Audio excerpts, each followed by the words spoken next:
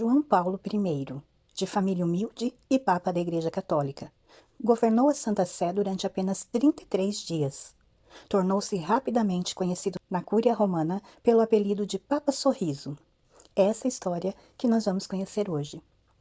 Mas antes de irmos à história, eu peço a vocês que deixem o like nesse vídeo, que me ajuda muito, ajuda a impulsionar o canal. Se você chegou até aqui por causa desse vídeo, mas ainda não é inscrito, se inscreva no canal, ative o sininho de notificação para não perder mais nenhuma história. Deixem um comentário, nem que seja um emoji, é muito importante para o engajamento do canal.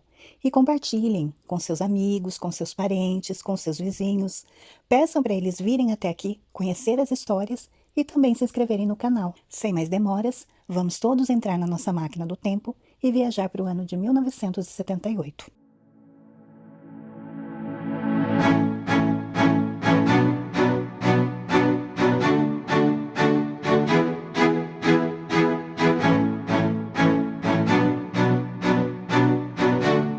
João Paulo I, nascido Albino Luciani, nasceu em Forno di Canale em 17 de outubro de 1912 e morreu no Vaticano em 28 de setembro de 1978.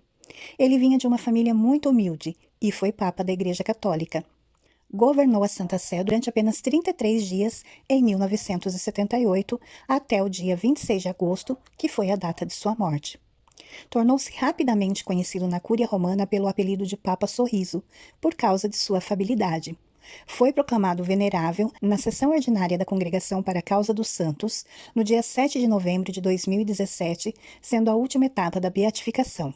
Foi beatificado no dia 4 de setembro de 2022 pelo Papa Francisco, na Praça de São Pedro. Mas antes de chegarmos a esse ponto, muitas coisas aconteceram, então vamos conhecer a história dele. João Paulo I foi o primeiro Papa desde Clemente V a recusar uma coroação formal, cerimônia não oficialmente abolida, ficando a cargo do eleito escolher como quer iniciar seu pontificado. Contudo, desde então, os papas eleitos têm optado por uma cerimônia de início do pontificado, com a respectiva entronização e o juramento de fidelidade. Não aceitava ser carregado em uma liteira, como os outros papas, por uma questão de humildade. Também foi pioneiro a adotar o nome papal duplo. Foi também o último papa italiano. Antes de ser papa, Luciani foi patriarca de Veneza e não tinha ambição alguma, nunca tendo sonhado em ser papa. Foi o primeiro papa a nascer no século XX. Seu nome papal duplo foi uma homenagem aos seus dois antecessores, Paulo VI e João XXIII. O Papa Francisco reconheceu, em 13 de outubro de 2021, um milagre atribuído à sua intercessão, e ele foi, então, beatificado em 4 de setembro de 2022. Albino Luciani nasceu na província de Belluno, norte da Itália. Era o irmão mais velho de Federico, Eduardo e Antônia. Seu nome de batismo foi uma homenagem a um amigo da família, que morrera numa explosão em uma mina de carvão na Alemanha. De origem humilde, viu seu pai, chamado Giovanni, que era socialista, ser inúmeras vezes forçado a buscar trabalho em outros países por ocasião da Primeira Guerra Mundial. Albino era uma criança inquieta. Em 1922, aos 10 anos, ficou pasmo. Um frade capuchinho veio à sua aldeia para pregar os sermões quaresmais. A partir desse momento, decidiu que queria ser padre e foi até seu pai para pedir sua permissão. O pai concordou e disse-lhe: "Espero que, quando te tornares sacerdote, esteja do lado dos trabalhadores, porque o próprio Cristo estaria do lado deles." Sua mãe, Bertola, católica fervorosa, também incentivou a seguir a formação religiosa. Iniciou seus estudos no Seminário Minori, em Murano, e os concluiu no Seminário Georgiano, em Belluno. Ordenado sacerdote em 7 de julho de 1935, Albino serviu como pároco em sua cidade natal, Forno di Canale, antes de se tornar professor e vice-reitor do Seminário de Belluno em 1937. Entre as diferentes disciplinas, ele ensinou teologia dogmática e moral, direito canônico e arte sacra. Em 1941, Albino começou a fazer o doutorado em teologia sacra pela Pontifícia Universidade Gregoriana. Isso exigia a frequência de pelo menos um ano em Roma. No entanto, os superiores do seminário de Belluno queriam que ele continuasse a lecionar durante seus estudos de doutorado. A situação foi resolvida por uma dispensa especial do Papa Pio XII em 27 de março de 1941. Sua tese atacou amplamente a teologia de Rosmini e lhe rendeu o doutorado magna cum laude em 1947. Em 1947, foi nomeado chanceler do bispo Girolamo Bortignon, de Belluno. Em 1954, foi nomeado vigário-geral da diocese de Belluno. Embora, segundo consta, não tivesse grandes ambições, foi nomeado bispo pelo Papa João XXIII e cardeal pelo Papa Paulo VI, com o título de São Marcos.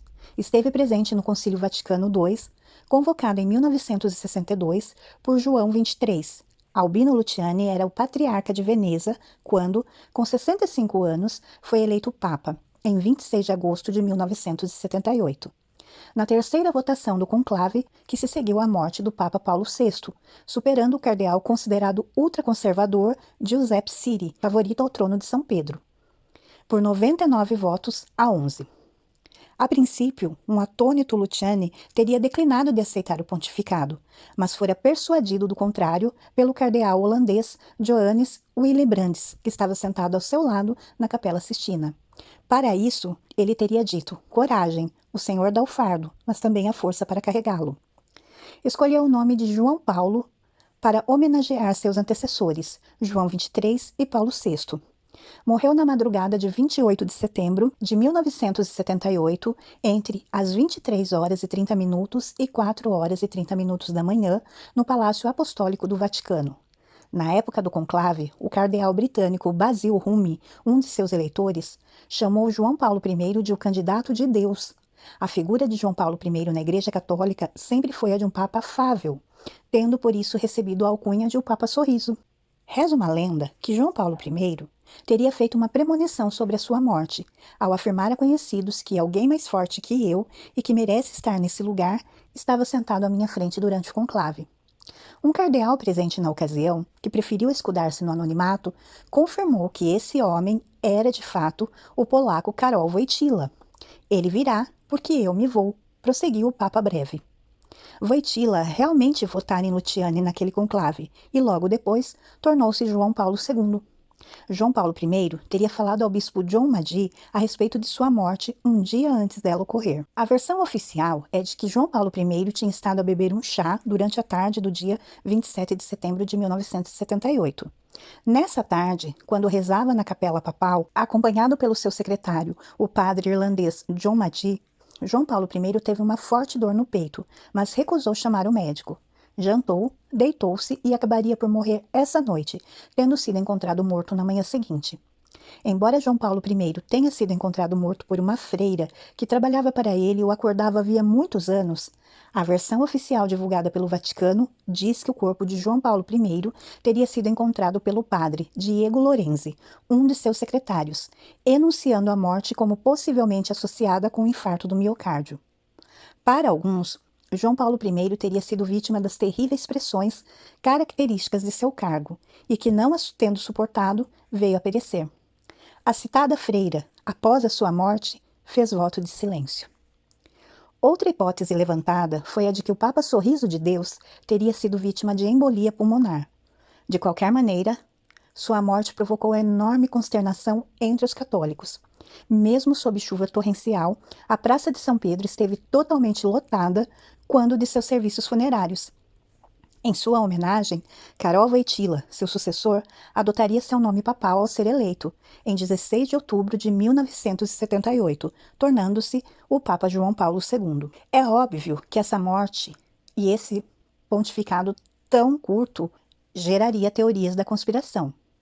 O momento de sua morte, apenas 33 dias depois de sua eleição para o papado, e alegadas dificuldades do Vaticano com os procedimentos cerimoniais e legais, juntamente com declarações inconsistentes feitas após a morte, fomentaram várias teorias da conspiração. Muito se foi escrito e falado sobre crimes não resolvidos e teorias da conspiração. Inclusive, um livro de 1984 sugeriu que João Paulo I morreu porque estava prestes a descobrir escândalos financeiros supostamente envolvendo o Vaticano. Passados 40 anos, o mafioso Anthony Raimondi vem contar nas suas memórias ter sido ele o assassino. A revista italiana 30 Giorni revela, com base em declarações de um dos 4 irmãos de João Paulo I, que é a irmã Lúcia, durante a visita que o então patriarca da Veneza lhe fez no Carmelo de Santa Teresa, em Coimbra, sempre o tratou por Santo Padre. O cardeal Luciani fica impressionado e pergunta, por quê? Ao que a irmã responde, Vossa Eminência um dia será eleito Papa.